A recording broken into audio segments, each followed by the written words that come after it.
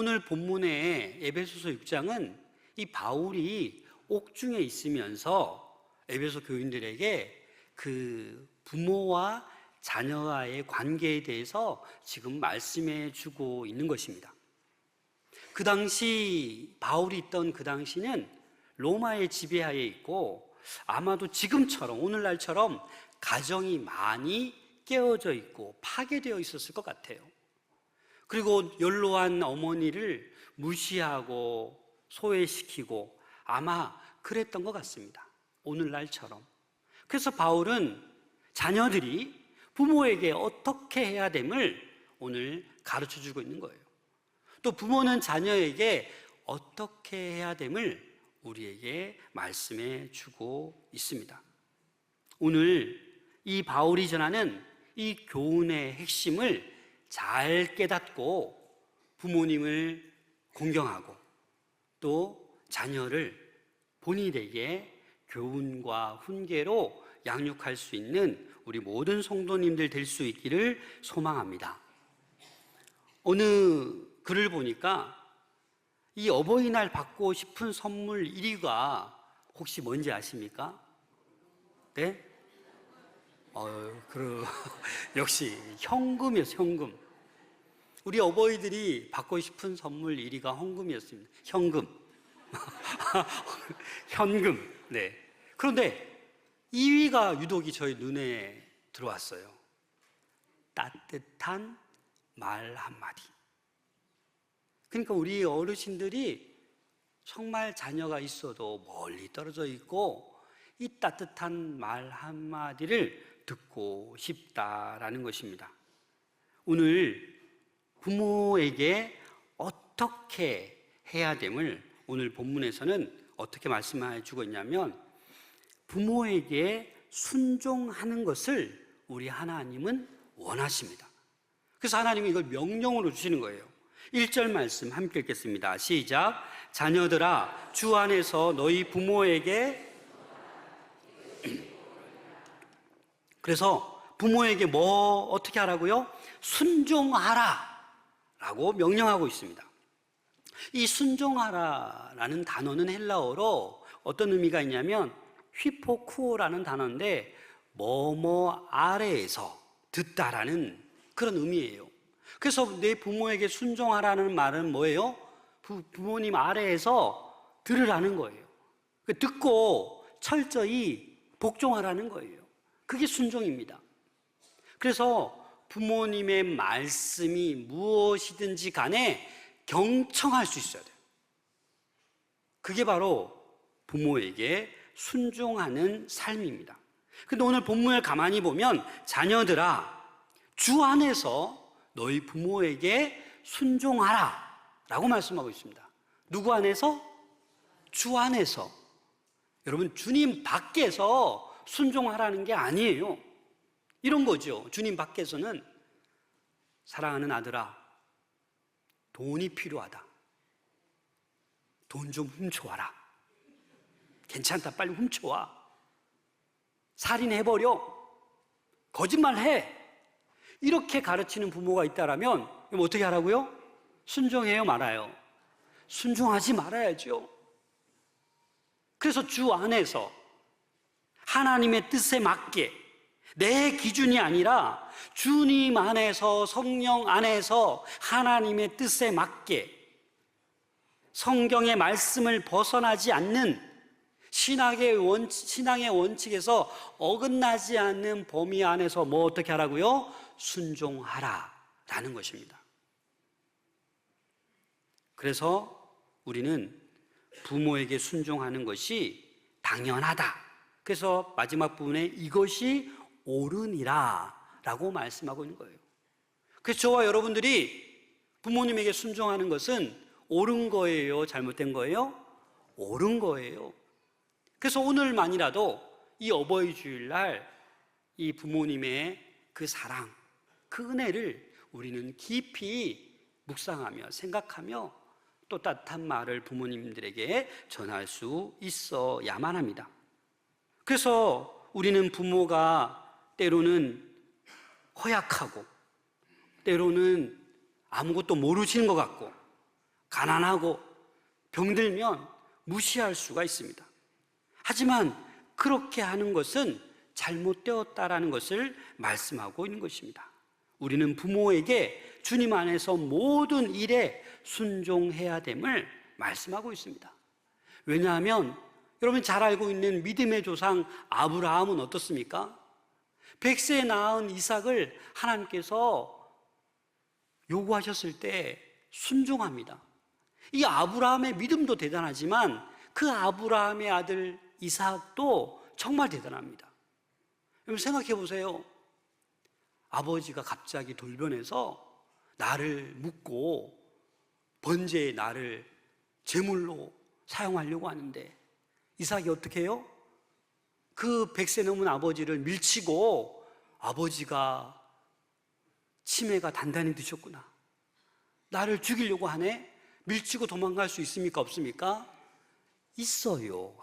그렇지만 이삭은 하나님의 뜻이기 때문에 아브라함에게 네 아들, 네 독자를 내게 달라라고 했기 때문에 이 이삭 또한 뭐 하는 거예요? 순종하고 있는 거예요.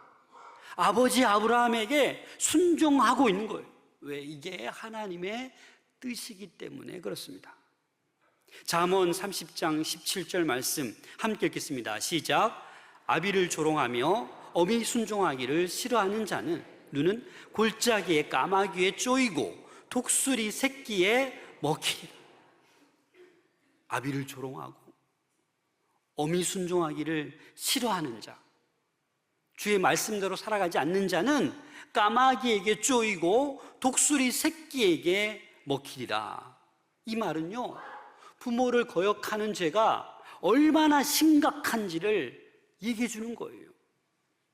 또 하나님께서는 하나님의 백성 자녀들이 아버지와 어머니를 공경하는 것을 원하십니다. 우리 2절 말씀 함께 읽겠습니다. 시작. 내 아버지와 첫 계명이니 아버지, 어머니 공경하라라는 거예요. 왜요? 이것이 약속 있는 첫 계명이라고요.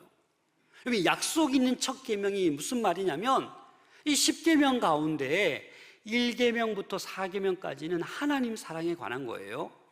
5계명부터 10계명은 이웃 사랑에 관한 말씀이에요.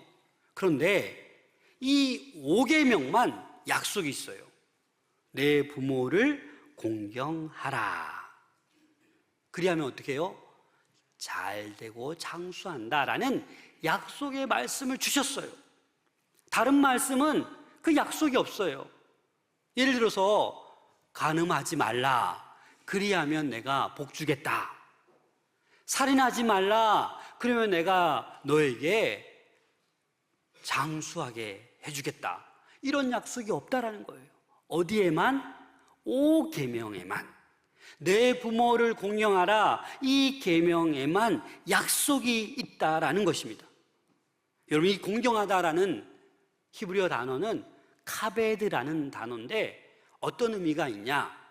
무겁다, 존귀하다, 이런 의미가 있어요. 그래서 내 부모를 공경하라라는 말은 내 부모를 존귀 여기고 무겁게 여기라는 거예요. 경솔하게 함부로 대하지 말라라는 의미가 있습니다. 부모님을 공경하지 않는 자는요, 하나님을 경외할 수 없습니다, 여러분. 그래서 우리는 부모님을 공경하고 하나님을 경외할 수 있어야 되는 거예요. 독일의 신학자 보네퍼가 이렇게 얘기했습니다. 부모님을 공경하지 않는 자는 하나님을 제대로 알지 못하는 자다. 의미 있는 말입니다. 부모님을 공경하지도 않으면서 어찌 보이지 않는 하나님을 경외할 수 있겠습니까?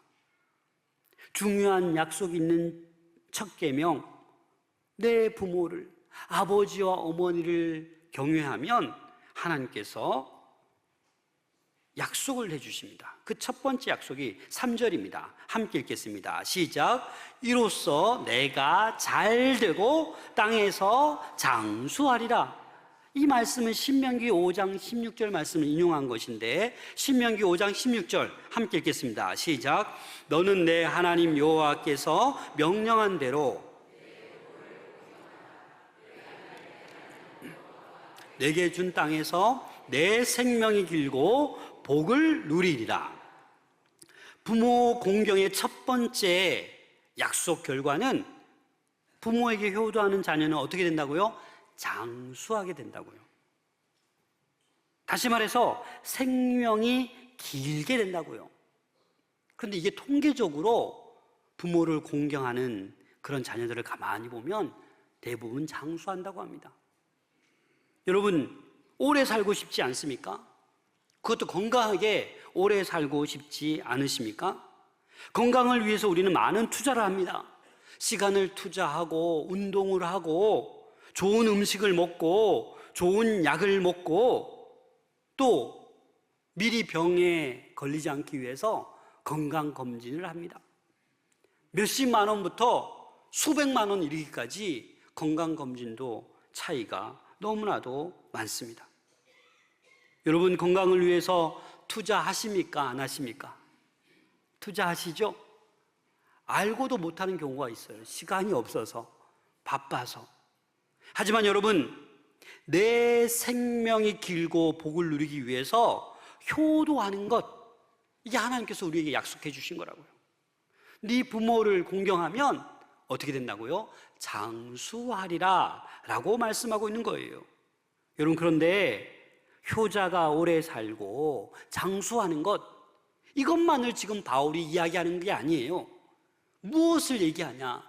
그 본질을 더 뛰어넘어서 내 부모를 공경하면 장수하는데, 이 땅에서 잘되고 오래 사는데 하나님을 어떻게 해요? 경외하라는 거예요. 하나님을 경외하게 되면 이 땅에서뿐만 아니라 영원한 천국 영생이 우리에게 약속되어 있다라는 사실입니다. 그래서 우리는 하나님의 말씀을 청종해야 돼요. 부모에게 효도하듯이 우리 하나님께도 효도하셔야죠. 말씀대로 살아가야죠. 그래서 이 시간, 목사님 왜 또 저런 설교하셔? 우리 부모님 안 계신데, 더더욱 하나님께 효도할 수 있기를 소망합니다. 그래야 우리에게 영원한 생명, 아버지와 더불어 영원히 살 수 있는 저 천국이 우리에게 예비되어 있습니다. 지혜자 솔로몬도 이렇게 얘기했습니다. 잠언 10장 27절에 보면 여호와를 경외하면 장수하느니라. 그러나 악인의 수명은 짧아지느니라. 사랑하는 여러분, 하나님을 경외할 수 있기를 소망합니다.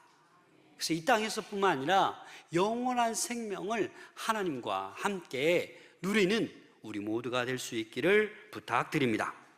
요한일서 4장 20절 말씀에 보면 누구든지 하나님을 사랑하노라 하고 그 형제를 미워하면 이는 거짓말하는 자니 보는 바 그 형제를 사랑하지 아니하는 자는 보지 못하는 바 하나님을 사랑할 수 없느니라. 이 말은 눈에 보이는 형제, 옆에 앉아있는 형제를 사랑하지 않는 자가 보이지 않는 하나님을 사랑한다? 아니라는 거예요. 그럴 수 없다라는 거예요. 눈에 보이는 부모님을 공경하지 않는 자가 눈에 보이지 않는 하나님을 경외한다? 그럴 수 없다라는 거예요. 하나님은 그걸 알고 계세요. 그래서 눈에 보이는 형제를 사랑하라고요. 눈에 보이는 부모님을 사랑하라고요. 공경하라고요. 그런 자만이 어떻게 해요? 하나님을 사랑할 수 있고 하나님을 진정으로 경외하는 자가 된다라는 겁니다. 하나님의 말씀입니다. 그래서 형제도 사랑하지 못하고 부모도 공경하지 못하고 그 사람은 하나님을 사랑할 수 없는 거예요. 하나님을 경외할 수 없는 것입니다. 또 부모 공경의 두 번째 결과 은혜는 자녀가 형통하게 된다라고 말씀하셨습니다. 여러분, 열왕기상 2장 3절 같이 한번 읽어볼까요? 시작. 내 하나님 여호와의 명령을 지켜 그 길로 행하여 그 법률과 계명과 율례와 증거를 모세의 율법에 기록된 대로 지키라. 그리하면 내가 무엇을 하든지 어디로 가든지 형통할지라. 아멘. 자녀가 형통하게 된다라는 것입니다.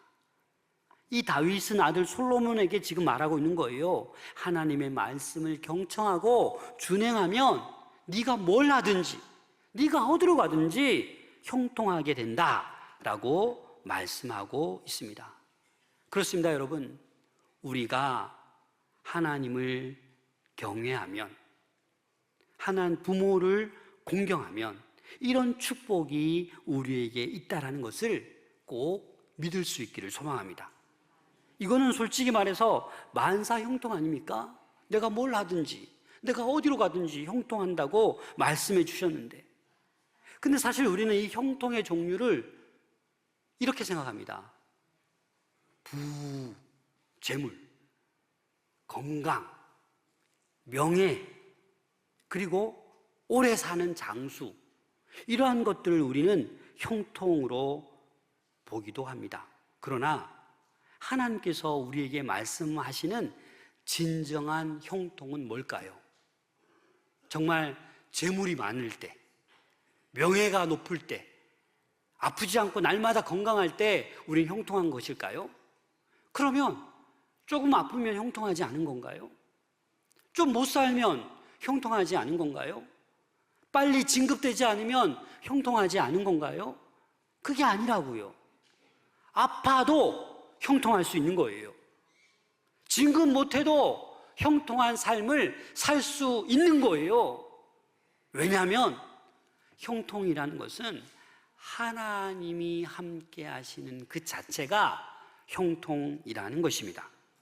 창세기 39장 23절 함께 읽겠습니다. 시작. 간수장은 그의 손에 맡긴 것을 무엇이든지 살펴보지 아니하였으니 이는 여호와께서 요셉과 함께 하심이라. 여호와께서 그를 범사에 형통하게 하셨더라. 아멘. 요셉은 범사에 뭘 하든지 형통했어요. 근데 어떤 처지에 있어요? 옥살이 하고 있어요. 옥살이. 노예로 팔렸어요. 그런데 보디발이 봤을 때, 간수장이 봤을 때 노예이지만, 가정총무이지만, 옥살이하고 있는 죄수이지만 하나님이 함께 하시는 것을 보는 거예요. 느끼는 거예요. 그래서 이 사람 요셉은 하나님이 함께 하시는 형통한 사람이다. 여러분, 사업이 잘 안 되십니까? 사업에 실패해서 회복이 아직도 안 되십니까? 그래도 하나님이 함께 하시면 우리는 형통한 길을 걷고 있는 것입니다. 뜻하지 않는 병이 찾아왔습니까? 아픔이 찾아왔습니까? 그래서 불평불만만 하십니까? 아니요. 하나님이 함께 하시면 그 육신의 질고 병마 가운데도 우리는 형통함의 길을 주님과 함께 걷고 있는 것입니다. 이것이 바로 믿음인 것입니다. 우리는 이러한 믿음을 가지고 저 천국에 이를 때까지 주님과 함께 나아갈 수 있어야만 합니다. 그런데 오늘날 많은 사람들이 부모를 거역하고 무시하는 자녀들이 갈수록 많아지고 있어요. 그래서 듣기에도 섬찟한 그런 이야기를 많이 듣지 않습니까? 돈 때문에, 유산 때문에 부모님을 죽여요, 갖다 버려요. 이런 일들이 지금 우리 주변에서 일어나고 있습니다. 이게 바로 뭡니까? 말세의 징조입니다. 디모데후서 3장 2절 함께 읽겠습니다. 시작. 사람들이 자기를 사랑하며 돈을 사랑하며 자랑하며 교만하며 비방하며 부모를 거역하며 감사하지 아니하며 거룩하지 아니하며. 이거 우리를 향한 말씀 같지 않습니까? 나만을 사랑하고 돈을 위해서는 뭐라도 다 하려고 하고 자랑하고 교만하고 비방하고 더 나아가서 부모를 거역하는 이 시대, 이게 바로 말세의 징조임을 바울은 이야기하고 있습니다. 그래서 바울은 우리가 오직 주의 교훈과 훈계로 자녀들을 양육해야 된다라고 말씀하고 있는 거예요. 4절 말씀 함께 읽겠습니다. 시작. 또 아비들아 너희 자녀를 노엽게 하지 말고 오직 주의 교훈과 훈계로 양육하라. 저도 결혼해서 처음으로 아빠가 됐잖아요. 두 번째 아빠가 된 게 아니고. 그래서 저도 이렇게 돌아보니까 나도 모르게 이 두 딸을 내가 이렇게 내 마음대로 막 하려고 하는 그러한 모습이 있었어요. 어디 예의가 이렇게 없어? 아빠 말 안 들어? 막 혼도 내보고. 근데 어느 때 되니까 딸도 같이 막 화를 내요. 이러다 보니까 내 감정도 상하고 딸도 상하고. 야, 이러다가 큰일 나겠다. 아, 이거예요, 이거. 너희 자녀를 노엽게 하지 말라. 의외로 우리는 자녀들을 내가 어떻게 하려고 해요? 내가 못한 걸 이루게 하려고 하고 부모님이 정해놓은 목표에 도달하려고. 자녀는 다른 데 마음이 있는데 다른 거 공부하고 싶은데 부모가 정해놓은 건 무조건 이거 해라라고 우리는 그렇게 할 때가 있다는 겁니다. 우리 자녀들도 하나님의 형상대로 지음받은 인격적인 존재예요. 그들이 원하는 게 무엇인지 우리는 노엽게 하지 말고 들어줄 수 있어야 된다라는 겁니다. 자녀에게 강요나 강제가 아니라 존중해주고 선택의 기회를 줄 수 있어야만 합니다. 왜냐하면 저도 그랬었거든요. 그래서 저는 요즘에 우리 딸들이 무서워서 말을 아낍니다. 노여할까봐 눈치 봐요. 기분 좋을 때 할 말하고 갑자기 인상이 변하면 빨리 방으로 들어갑니다. 노엽게 하지 말라. 그리고 오직 주의 교훈과 훈계로 양육하라 라고 말씀하고 있습니다. 사랑하는 여러분, 부모로서 인격과 삶에 주님의 교훈과 훈계로 온전히 무장될 수 있기를 소망합니다. 하나님과 이웃을 진심으로 사랑하는 본보기가 되는 그 부모들이 될 때 자녀들은 우리의 부모를 배우고 닮아갈 것입니다. 사랑하는 여러분, 아버지와 어머니를 공경하는 효자는 이 땅에서 형통과 장수의 복을 받아 누린다라고 말씀했습니다. 더 나아가서 하나님을, 보이지 않는 하나님을 우리는 효를 다해야 되는 거예요. 경외해야 되는 거예요. 그렇게 할 때 영원한 천국을, 영원한 생명을 받아 누리는 은혜가 우리에게 있다라는 사실입니다. 그리고 자녀들을 노엽게 하지 말고 오히려 주의 교훈과 훈계로 양육하는 우리 마산동부교회의 모든 부모님들 될 수 있기를 소망합니다. 그리고 우리 좌우에 계신 우리 모든 어르신들이 우리의 어버이이십니다. 저는 우리 어르신들 볼 때마다 우리 아버님 뵙는 것 같고 우리 어머님 뵙는 것 같아요. 너무너무 좋아요. 여러분, 어버이가 많으면 좋은 거예요, 나쁜 거예요? 좋은 거예요. 그래서 우리 마산동부교회 여기까지 우리 교회가 올 수 있도록 눈물로 기도하신 우리 마산동부교회 모든 어버이를 우리의 어버이처럼 공경하고 순종하는 우리 모든 성도들 될 수 있기를 소망합니다.